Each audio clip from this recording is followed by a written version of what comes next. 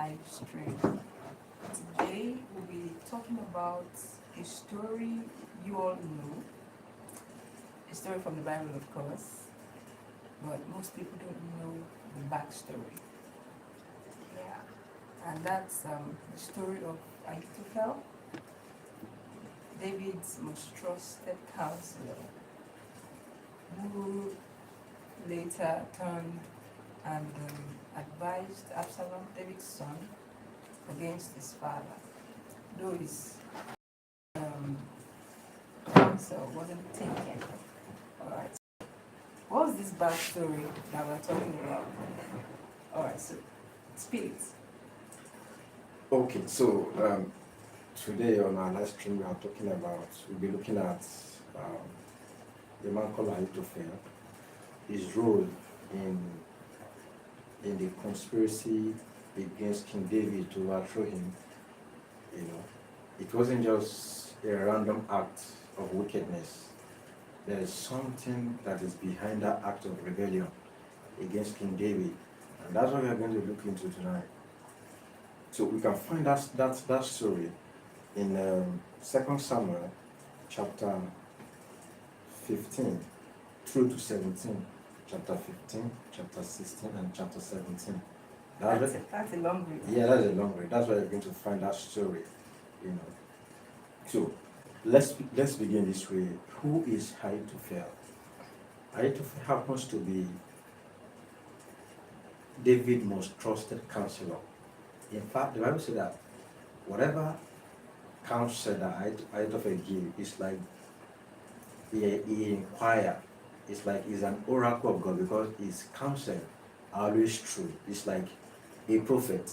You understand? So whatever he says, come to pass, and whatever counsel he gives, that's what holds. You understand? So he is a trusted counselor of David. But along the way, something happened. This man, who has served David for years, who has been with David, all of a sudden turned against him, looking for the downfall of King David. He didn't mind the king losing his life. He didn't mind the king's family going into political turmoil. All he wanted was a revenge. He was so bitter against King David that he wanted to revenge. Now let's go back to the backstory. Now, and we look at that by looking at the political climate of King David's kingdom. All right. So there are some elements that we'll consider. Now, these are the people, let me call them elements that we'll consider. We consider that story where King David committed sexual immorality with Bathsheba. That was the genesis of the whole thing. So where he committed that act of immorality against Bathsheba, killing Uriah the husband, that was the genesis of the whole thing. So you'll be wondering, how does the act between Uriah, what's the connection? What's the connection? The king has the right to choose whatever woman he wants, in the country or in Israel. So without being questioned, so what's the correlation between the act and then the political turmoil, in King David's palace? So now let's look at the element like I said earlier. We look at Bathsheba, we look at Ahitophel himself, we look at Uriah, we look at Bathsheba's father, and some other people. Now first let's look at Bathsheba. Bathsheba happens to be the wife of Uriah, a man named Uriah. Uriah was serving King David's army. At that point, he was a soldier under King David's army. That's one. Now, Bathsheba has a father. The name of his father is Eliam. If you look at that is 2 Samuel 23, verse 34.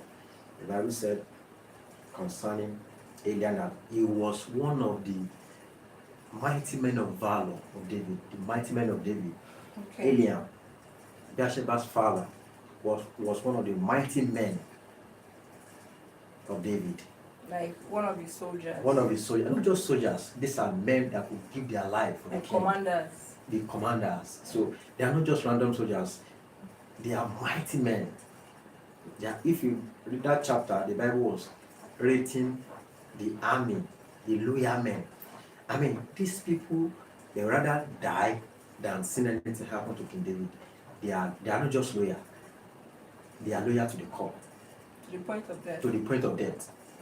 So, when David, at the point that it was in the, it was those men who came to me, those vagabonds, those debtors that, and they rose to become mighty men. Eliam, Bathsheba's father, was one of them. Then, Eliam, who happens to be Bathsheba's father, also has a father. This is where it gets interesting. Yeah. Eliam, Bathsheba's father, also has a father, and that father happens to be Ahitophel. You understand the logic? So, which means Bathsheba, the woman with whom David committed act of immorality, was Ahithophel's granddaughter. Okay. Do you get? Yeah. He was Ahithophel's granddaughter. So it's like the whole Ahitophel family runs around King David.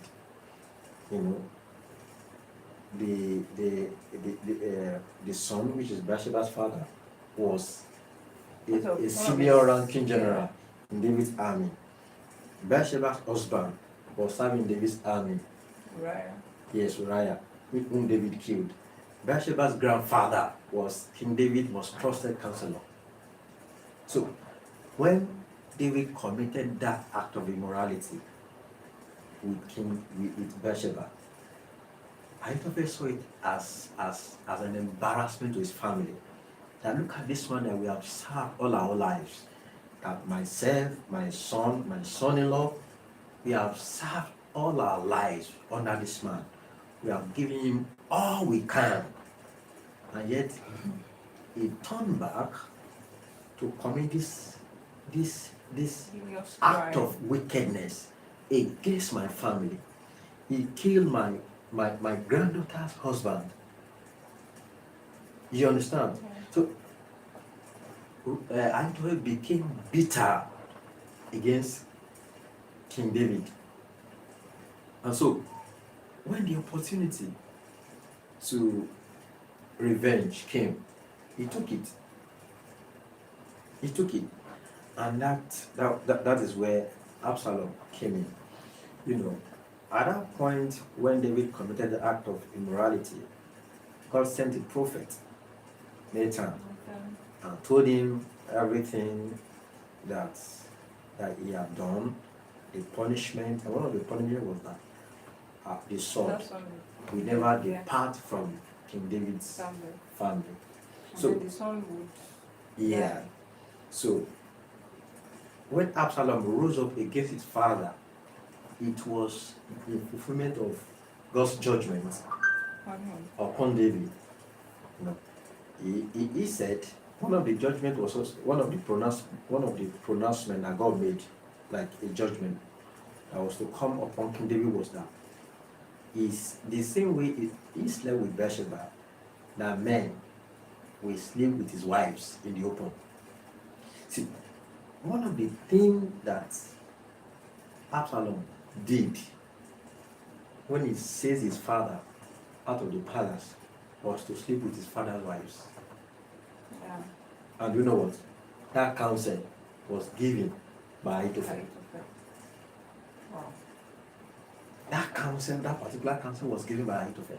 So, Absalom, Ahitophel, they never mind the king's life. In fact, they wanted him dead.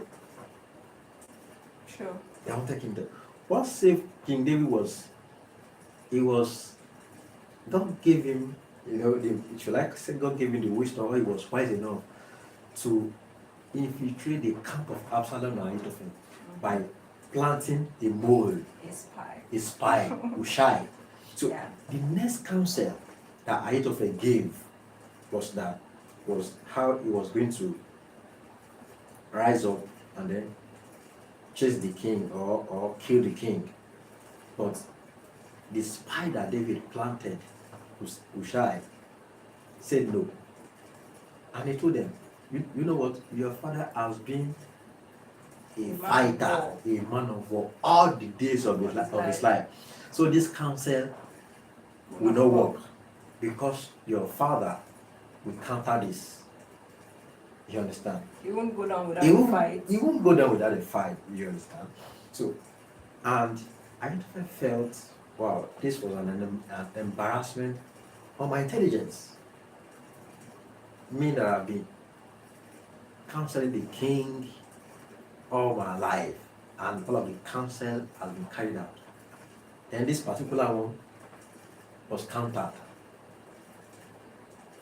So he became angry, he became vexed, and he felt, oh, this is the height of it. This man has messed up my family, and then the opportunity I had to kill him, to revenge. I gave a counsel to his son, and then the son is not willing to take the counsel, even though the son wanted his father dead, wanted his father out of the way, out of the palace, you know. But in a way, I believe that it was God's, act of benevolence towards David, that counsel should be rejected. Because if Absalom had followed that counsel, trust me, it's going to work. Yeah. The king will be captured, the king will be killed, and Absalom will become the king.